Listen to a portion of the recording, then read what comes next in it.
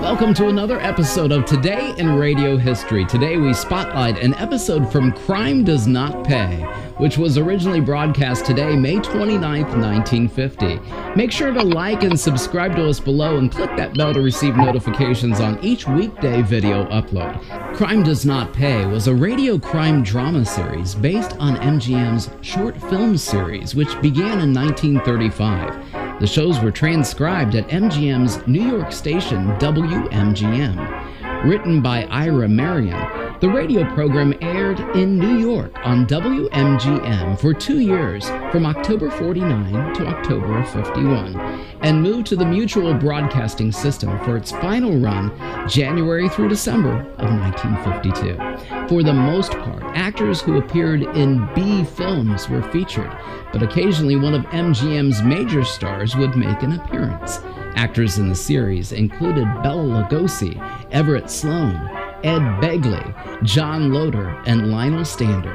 After the play, actors usually return to speak with the audience. If you would like to purchase Crime Does Not Pay memorabilia, click the link below in the description or visit us online at RadioLongAgo.com.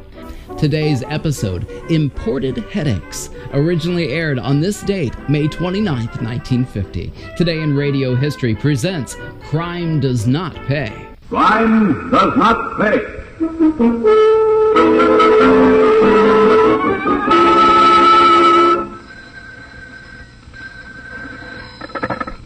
Yes?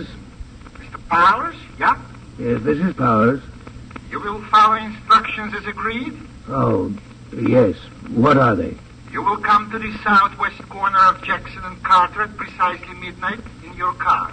You will be met there and you will be given directions. What is the license number of your auto, please?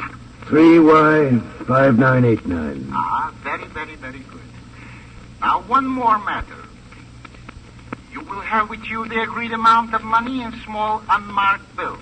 You understand, of course, in a transaction such as this, we cannot accept your check.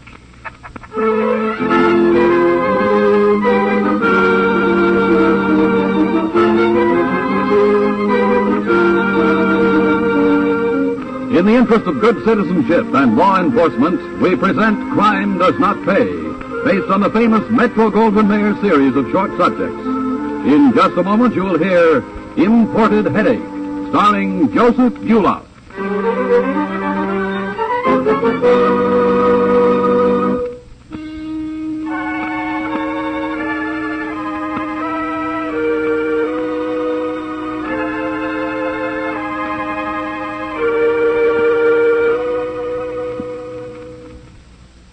Now, Crime Does Not Pay, starring Joseph Buloff as Walter Dryden in Imported Headache.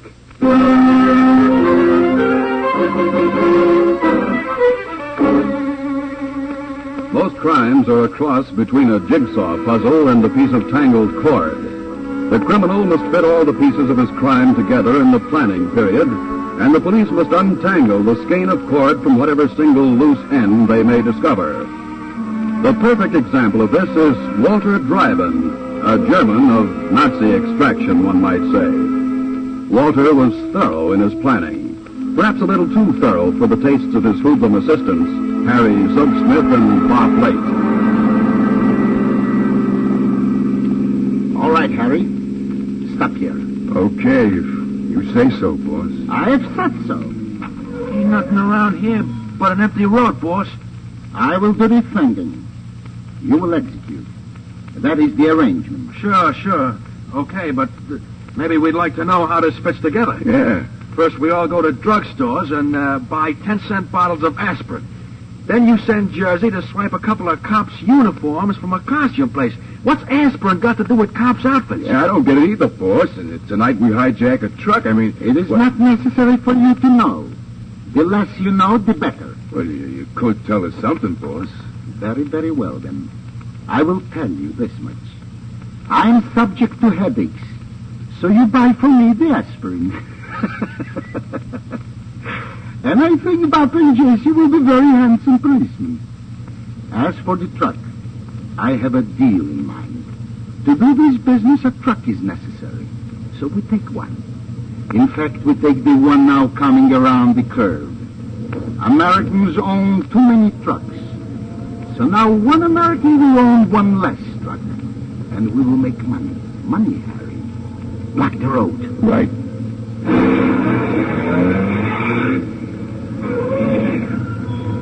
What if he don't see us? He sees us. He stops now. Harry, stay at the wheel. Bob and I will take care of this. I understand, Bob, you have had some experience driving trucks. Yeah, I used to. Hey, get that tire jalopy out of the road. We cannot for the moment. You will be patient, please. You want a hand shoveler? Aha! It will be a pleasure to accept your assistance. Okay. What's the matter? The engine got dead on you? Well, that engine's okay. It sounds like a watch. All right, Bob. As you say. Knock him. Hey, what's the time?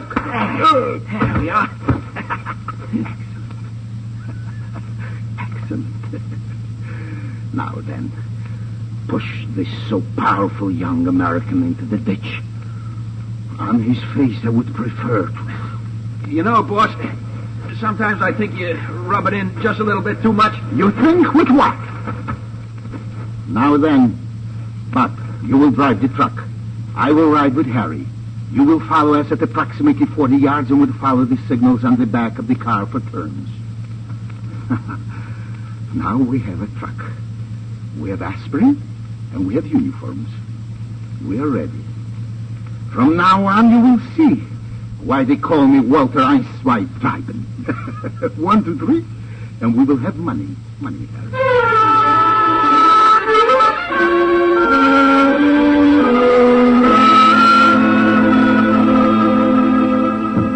Handle it for me, Miss Gould. And have the shipping room check the orders from Golden Drugs and Madsen Stores. Now then, Mr. Dryden. We have a proposition, Mr. Powers. A proposition dealing with aspirin. Excellent aspirin. Direct from the manufacturer in Germany. No. Real German aspirin? Made by the original manufacturer. Now back in business. Import duty on that stuff's pretty high. There has been no duty paid on this shipment. You see, I have connections in Germany. Well, then how did you get it in... Oh, I understand. I'm not sure I care to do business with you, Mr. Dryden. No one except the three of us and the driver of my truck needs to know that this shipment was duty-free. Keep talking, Mr. Dryden.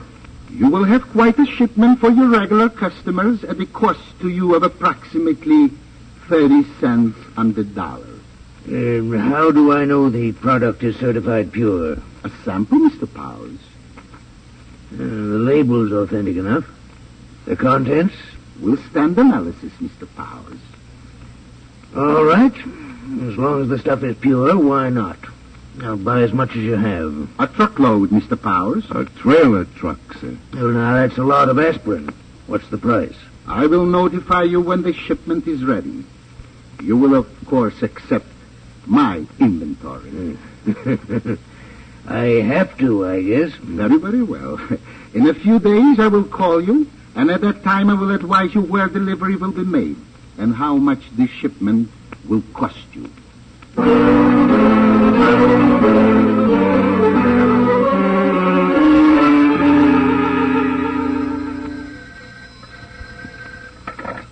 Yes? Mr. Powers? Yeah? This is Powers. You will follow instructions as agreed? Oh, yes. What are they?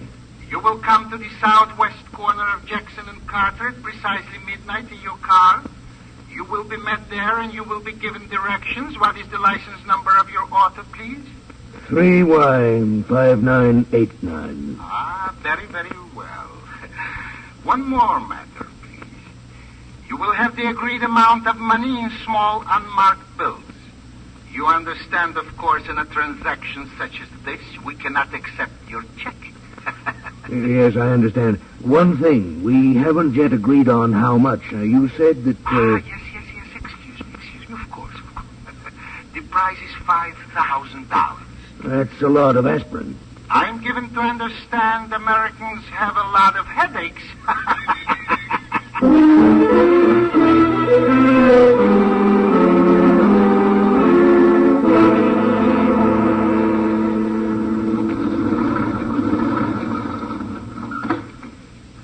Mr. Powers, good evening.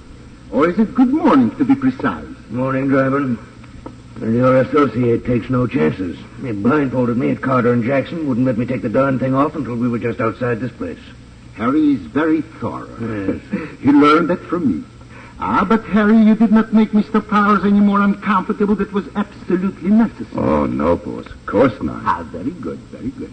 My apologies for any inconveniences, Mr. Powers. But these precautions are necessary. You see, there have been cases of men reneging on a transaction and causing much trouble. Don't worry about that. I'm in this almost as deeply as you are. Oh, yes, that is so, that is so. This is the truck? A large one, yeah. Mm-hmm. Full load? You doubt it? Harry, open the truck. Right, boss. Well, now, look, you don't have to go to all this trouble for me. My word has been doubted. Now you must have proof. It's open, boss. Select a carton, Harry. Any carton. You've sure got it packed to the roof. How's this one, boss? Very good. Open the carton. Check. I don't see any custom house stamps on this carton, Dryden. No? But you will see inside the carton. Well, so? That's the stuff, all right. Very well, then. Harry, put back the carton and close the truck. Check, boss. And now, Powers, the money, if you please. Here? Why not at my warehouse? I deliver to you here.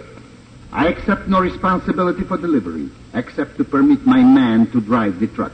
I must be paid now. All right, if you insist. I insist. Here you are. 5,000. Nothing larger than a 20. Thank you, Mr. Powers. Well, don't you want to count it? I take your word, Mr. Powers. Come. Harry will drive. We will follow in your car. Well, now, don't you want the address of my warehouse? But we know that already, Mr. Powers. Oh. Walter Dryden is very thorough. He always knows all about his customers before he begins to do the business with them.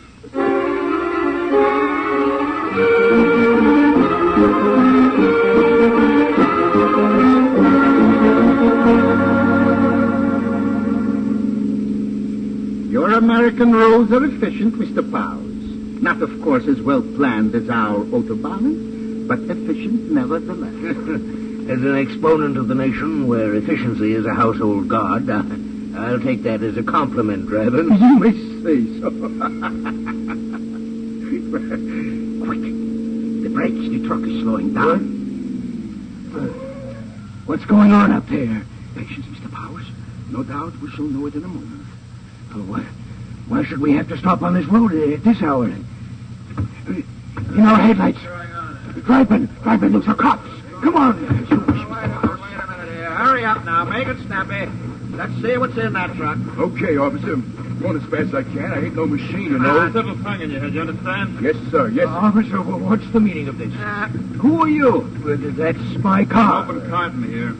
Aspirin, imported. No custom house stamp. This is the load, Joe. What load, if I may ask, officer? These roads have all been posted. We're watching for a load of smuggled aspirin. And this is it. You'll have to come with us, all of you. Now, tell me, officers, is it possible there might be some way to, smooth this small difficulty? What are you driving at, Bob? One truck more or less. Who would know? Sounds like attempting to bribe an officer to me. Dryden, please, perhaps you better not do anything. Leave this to me. How much more money do we have on you? About 1,000. Maybe a little more. Very well. Gentlemen, if I may suggest it, a wallet found on the road with say, $2,000 in it. Just found there, over there. After we have driven off. This could not be construed as a bribe. Well, could be. Yeah, could be.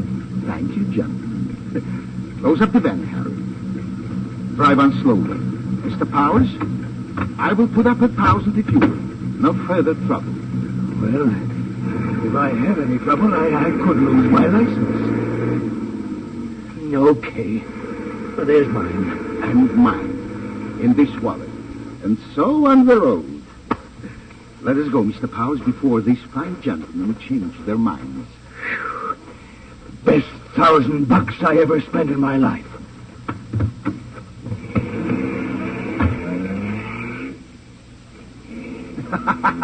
How'd you like that, Bob? Slick that guy Wallace. Slick as oil. And that sucker Powers. Yipe, Jersey, but he's been thinking beautiful. $6,000 for a phony bribe and a stolen truck. A stolen truck loaded with 1 carton of drugstore-bought aspirin and the rest empty as a sucker's in. Jersey, my boy, I'd wear a cop's outfit for Walter driving any day for what's going to be our share of this little job.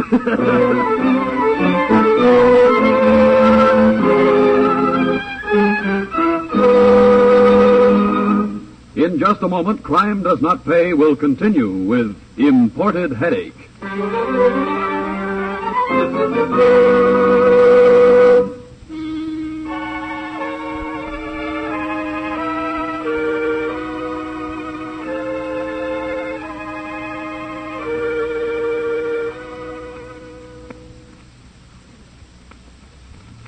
Now we continue with Crime Does Not Pay, starring Joseph Buloff as Walter Dryden in Imported Headache.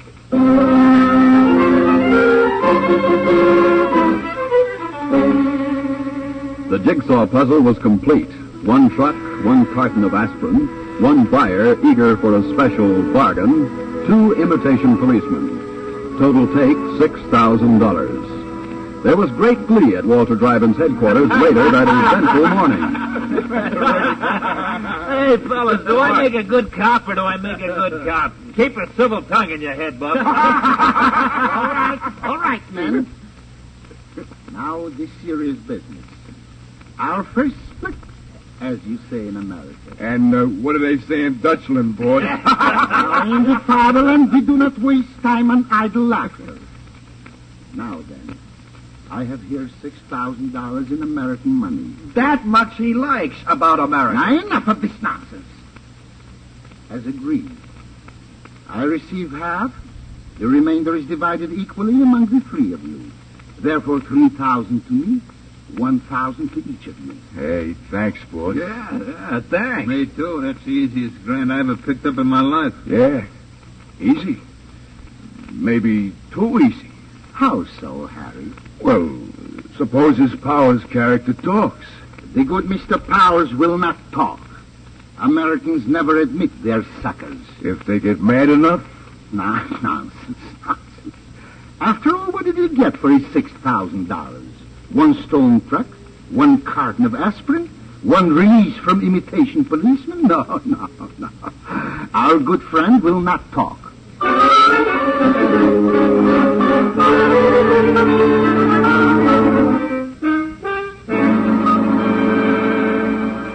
Look, Mr. Powers, you don't seem to realize the position you're in. All I know, Lieutenant, is that I bought something. I didn't get what I paid for, but I did have a valuable experience, period. I think you'd better talk, Mr. Powers. Lieutenant Collister, I don't think I like your tone. You like our jail even less. On what charge? Possession of a stolen truck, and in a pinch, theft of that truck. Your arrest won't help your reputation any, and we can prove possession of that truck. Possession of stolen goods, in other words. So let's stop kidding, Powers. You have a duty as a citizen, and you're going to do that duty. Nobody likes to admit he's been a fool, Lieutenant. Not even to catch the man who made a fool of him? Walter Dryden has disappeared. Vanished. Dryden. Sounds German. Yes, plenty. Saber scar and all. Acts and talks like a real Nazi. About 5'10", broad shoulders, brown hair, and blue eyes. Behaves like a Prussian officer. Yes, that's a good description. Several agencies are interested in him, including the Immigration Service. Illegal entry? We have reason to believe so. This is a big country, Lieutenant. You'll never find him. Won't we? Look, Powers, you've finally given us an end of the cord. We've a neat mess to untangle, but with patience, I think we'll get him.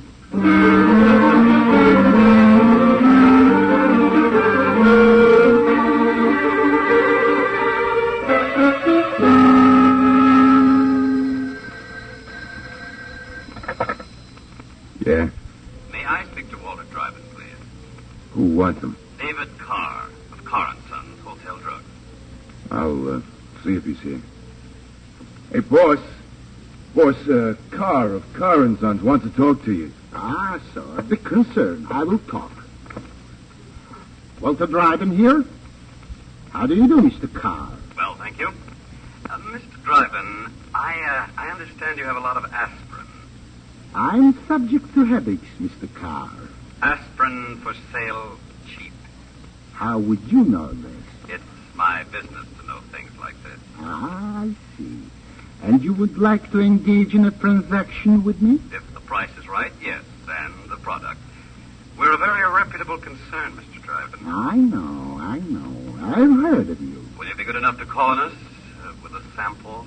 I shall be delighted, Mr. Carr. Tomorrow, let us say, at 11 o'clock. I'll be expecting you. Goodbye. Goodbye, Mr. Carr. The fish are biting. What you use for bait? Ah, let it be known in certain quarters that bargains are, shall we say, obtainable at a price. Well, now, let us start our procedure. It will be necessary, as usual, to find a suitable truck.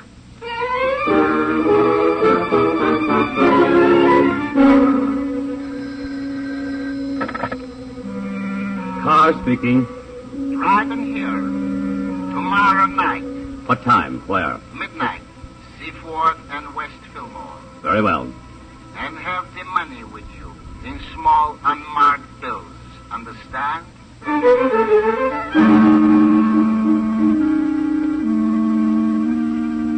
So this is your warehouse, Dryden. And this is the truck, Mr. Carr.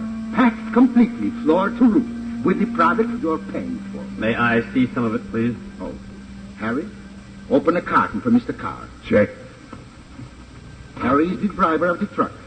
He will precede us to your warehouse. There you are, Mr. Carr. Genuine imported aspirin. So I see. All right, Dryden, let's get going.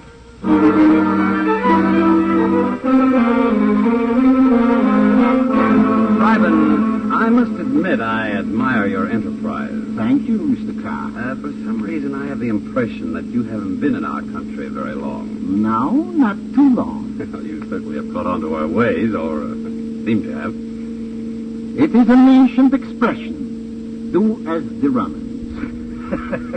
To which I add, America is the land of golden opportunity. Quite golden, Mr. Carr? For all of us in a deal like this. You do so. I suppose it's none of my business, but I would like to know. How did you happen to come to America? Mr. Carr, when one sees opportunity die in one's fatherland, one seeks success in other places. I came here. There was a small, as you say, nest egg, which I successfully had placed here before the war against just such a contingency. Quite simple. My admiration increases as you speak. Go on. As for my entry through the golden portals, that was accomplished. Now let us leave it at that. In other words, it's none of my business. Slow down, Mr. Carr. Harry's flashing the lights on the truck. So I notice. Something wrong up there? Perhaps an accident along the road. It is well to stop for such things. We'll know before very long.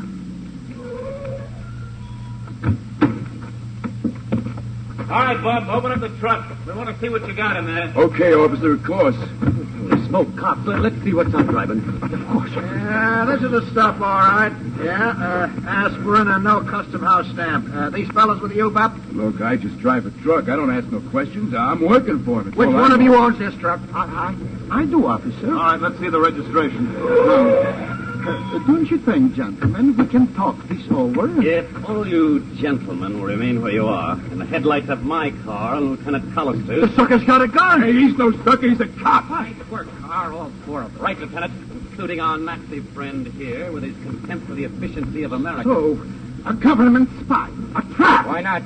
You should know about these things, Dryden, known as Alex Tribal, wanted for war crimes. No doubt about him, Collister. That saber scar would mark him anyplace. Hey, Hey, boss, were you a Nazi?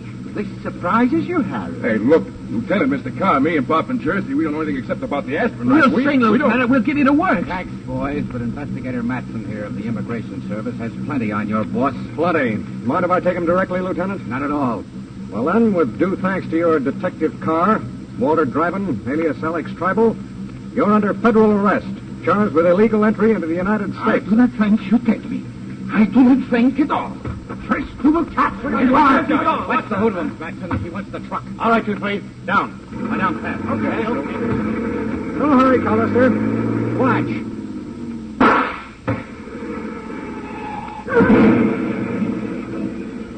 Trucks start slowly, Callister, but a bullet in the tire will ruin him every time. All right, let's dig him out of that cab, shall we? I doubt if he's hurt very much. And maybe that's too bad as far as Mr. Nazi Dryden is concerned.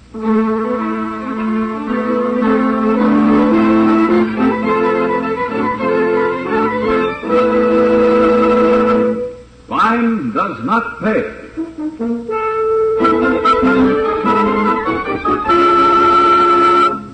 Joseph Buloff, who was starred as Walter Dryden in Imported Headache, will be back with you in just a moment.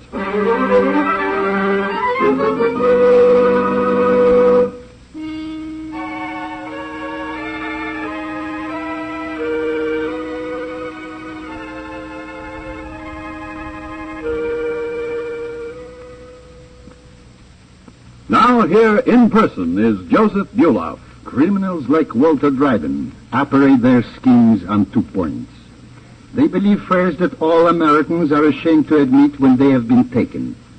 Second, that most of us give in very easily to the temptation of an easy dollar, even though the business involved may be somewhat on the shady side. In fact, the success of much of our organized crime is based on exactly the same ideas. It follows, then, that when we ourselves wake up and cease to aid and abet this kind of criminal, however unconsciously we may be doing so now, we will have taken a long step toward removing the profit from crime of all kinds. It is up to us ourselves to make sure that at all times, in all ways, crime does not pay. Thank you, Mr. Buloff.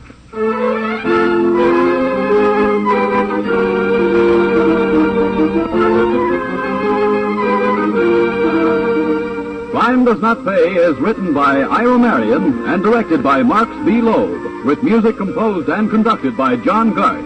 Technical advisor is Burton B. Turkis. The events, characters, and names used in the story you've just heard are fictitious. Any similarity is purely coincidental.